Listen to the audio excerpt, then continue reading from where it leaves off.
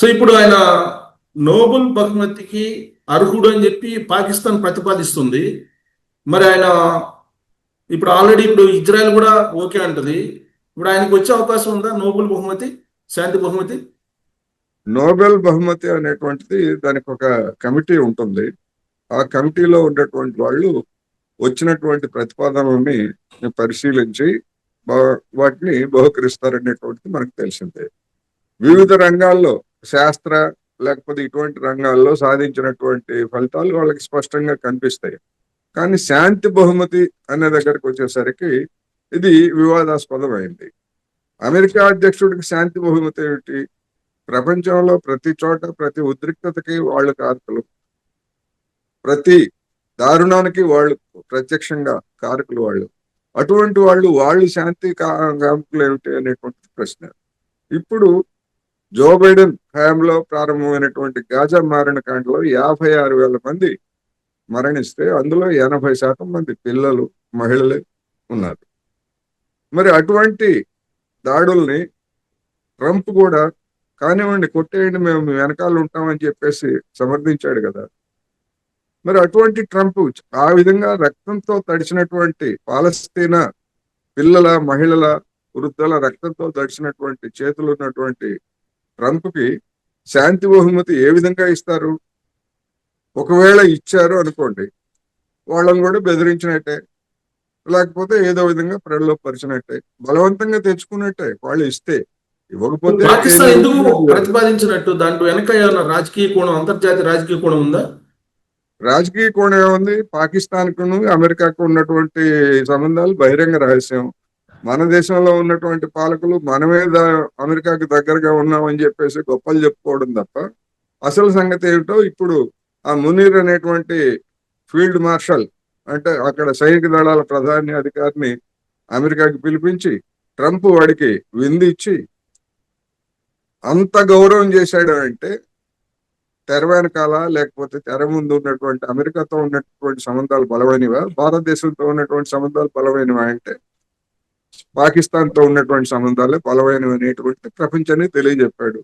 అన్నిటికంటే అవమానకరం ఏంటంటే మన నరేంద్ర మోడీ గారు అక్కడెక్కడ సమావేశానికి వెళ్తే, G7 సమావేశానికి వెళ్తే ఆ విందు కోసం వాడు ఒక రోజు ముందే వచ్చేసి ట్రంప్ మన మోడీ గారు రండి మీరు అని చెప్పేసి ఆహ్వానించాడు. అంటే ఏమిటి? నేను మునీర్ అనే వాడికి నేను భోజనం ఏర్పాటు చేస్తున్నాను, దారిలో ఉన్నారు కదా, మీరు కూడా వచ్చి భోజనం చేసి వెళ్ళండి అని చెప్పేసి చూపించడం కోసం. అయితే నరేంద్ర మోడీ గారు దాన్ని తిరస్కరించారనుకోండి. అందువల్ల ఎవడికి మిత్రుడు, ఎవడికి శత్రువు, మన వాళ్ళు పూసుకోవడం, వాడి కౌగిలింతల కోసం వెంపర్లాడటం తప్ప అసలైనటువంటి మిత్రుడు పాకిస్తాన్ అనేటువంటిది ట్రంప్ స్పష్టంగా రుజువు చేశాడు. కానీ విచిత్రమైన పరిణామం చూస్తే భారతదేశం ఏమో అమెరికాకి ఫ్రెండ్షిప్ లాగా ఉండాలి, నరేంద్ర మోడీ గారు ట్రంప్ ఒకటి అని చెప్పి అనుకుంటుంటారు. రష్యా భారతదేశం ఒకటి అనుకుంటుంటారు. అలాగే ఇజ్రాయెల్ భారతదేశం ఒకటి అనుకుంటుంటారు.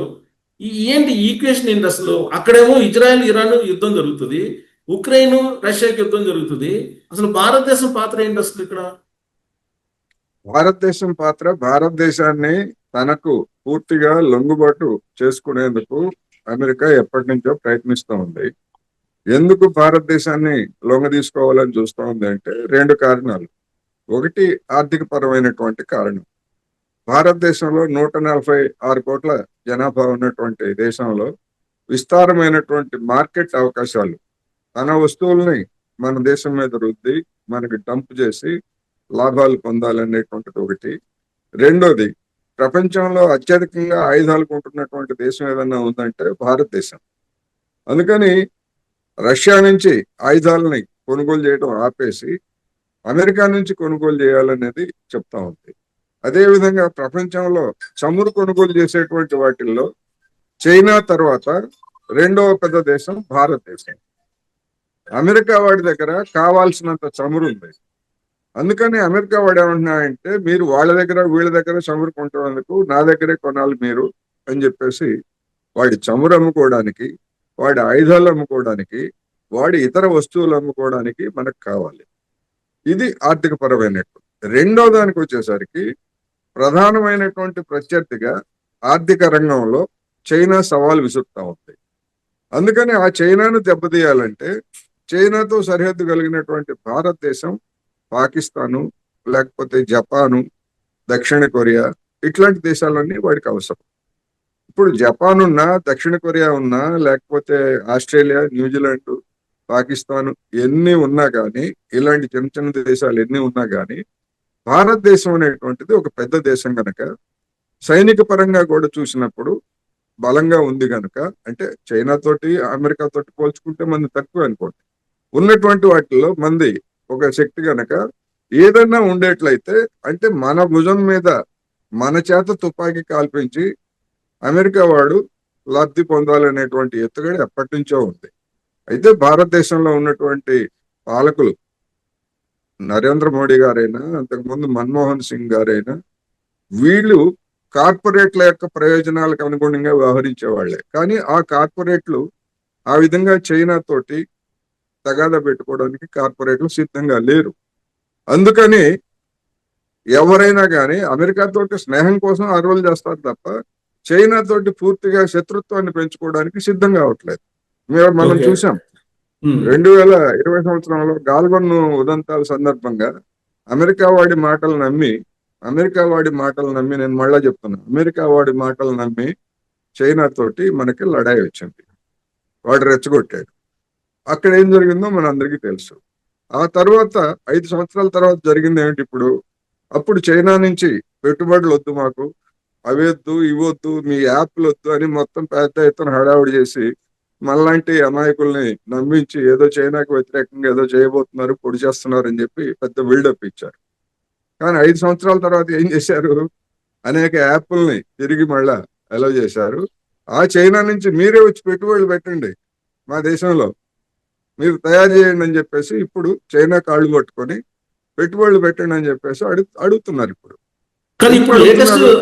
లేటెస్ట్ వైరల్ అవుతున్న న్యూస్ ఏంటంటే అమెరికా బిగ్ బ్యూటిఫుల్ బిల్ ఏదో చైనా తోటి ఒప్పందం కుదుర్చుకుంది. అలాంటి బిగ్ బ్యూటిఫుల్ బిల్ అనేది భారతదేశంతో కూడా కుదుర్చుకోబోతున్నాం అనేది ట్రంప్ చెప్తున్నాడు. ఇంకొక న్యూస్ ఏంటంటే చైనా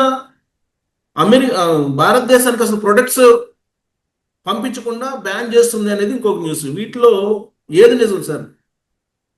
చైనా ప్రోడక్ట్స్ ని బ్యాన్ చేసింది అనేటువంటిది నిజం అయ్యేట్లయితే నరేంద్ర మోడీ గారి హయాంలోనే కదా రికార్డులు బద్దలు కొట్టి, అంతకు ముందు ఉన్నటువంటి మన్మోహన్ సింగ్ హయాంలో ఉన్నటువంటి రికార్డులను బద్దలు కొట్టి అత్యధికమైనటువంటి వస్తువుల్ని దిగుమతి చేసుకుంది నరేంద్ర మోడీ గారే. తాజా సమాచారం ప్రకారం 100 బిలియన్ డాలర్లు మనం చైనాకి అదనంగా ఇస్తున్నాం. అంటే మన వాణిజ్య లోటు చైనా తోటి 100 బిలియన్ డాలర్లు ఉంది. మనం ఎక్కువగా చైనా నుంచి దిగుమతి చేసుకుంటున్నాము, చైనాకి మనం తక్కువ ఎగుమతి చేస్తున్నాము. వాటి మధ్య ఉన్నటువంటి తేడానే వాణిజ్య మిగులు అంటారు కదా. అది మనకి తరుగు, చైనాకి మిగులు, మనకి తరుగు. అదే విధంగా అమెరికా తోటి కూడా మనం చైనాతో ఎంత వాణిజ్యం అయితే చేస్తున్నామో అమెరికాతో కూడా మనకి అంత వాణిజ్య సంబంధాలు ఉన్నాయి. కానీ అమెరికాతో చేసేటువంటి వాణిజ్యం, అమెరికాకి మనం చేసే ఎగుమతులు ఎక్కువ, అమెరికా నుంచి చేసుకునేటువంటి దిగుమతులు తక్కువ. మనం చైనాకి 100 బిలియన్ డాలర్లు మనం చైనాకి అప్పనంగా డాలర్లు అప్పగిస్తున్నాము. అమెరికా వాడు మనకి 40 బిలియన్ డాలర్లు వాడు అప్పగిస్తున్నాడు మనకి. అంటే మనం మిగుల్లో ఉన్నాం అమెరికా తోటి. ఇప్పుడు వాడు ఏమంటాడు? బిగ్ అండ్ బ్యూటిఫుల్ అగ్రిమెంట్ అంటున్నాడు. బిగ్ అండ్ బ్యూటిఫుల్ అగ్రిమెంట్ అంటే ఏంటి? దాని అర్థం ఏంటి? పైకి ఏదన్నా చెప్పొచ్చు, ఇద్దరికి సమానమైనటువంటి అవకాశాలు అంటాడు. అంటే ఏంటి? మన యొక్క మిగుల్ని వాడు కట్ చేయబోతున్నాడు. అంటే మిగులు వాణిజ్యాన్ని కట్ చేయబోతున్నాడు అంటే మనకు నష్టం. రెండోది, మనం దాదాపు 30 సగటున మొత్తంగా చూసుకున్నప్పుడు 36-37% అమెరికా నుంచి దిగుమతి చేసుకునే వస్తువుల మీద మనం పన్నేస్తున్నాం. ఎందుకని అంత పన్ను అయితే ఇక్కడ ఉన్నటువంటి వాళ్ళు కొనుగోలు చేయరు కనుక మన పరిశ్రమలకి, మన వ్యవసాయానికి రక్షణగా మనం వేస్తున్నాం. అమెరికా వాడు మన ఎగుమతుల మీద ఎంత వేస్తున్నాడు? 6-7% పన్నేస్తున్నాడు వాడు. ఇప్పుడు ఆ పన్నుల్ని వాడు 30% పెంచుతాడా? మనల్ని 6% తగ్గించమంటాడా ఈ వాణిజ్య ఒప్పందంలో? ఏది జరిగినా నష్టం ఎవరికంటే మనకే. సో బిగ్ బ్యూటిఫుల్ అమెరికా కాదు ఇది, బిగ్ బ్యాడ్ఫుల్. అదే కదా మరి. పైకి అందుకని అట్లా చెప్తారు. ఇప్పుడు అరిటాకు మీద ముళ్ళు పడ్డా, ముళ్ళు వచ్చి అరిటాకు మీద పడ్డా చిరిగేది అరిటాకే అన్నట్టుగా ట్రంప్ ఏం చెప్పినా గానీ ఆ ఒప్పందం కనుక అట్లా కనుక కుదుర్చుకునేట్లయితే మనకు 2 విధాలుగాను నష్టం, మనకే నష్టం. అటువంటి ఒప్పందాన్ని అంగీకరిస్తారా లేదా అనేటువంటిది ఆ వివరాలు వచ్చిన తర్వాత మనకు తెలుస్తుంది.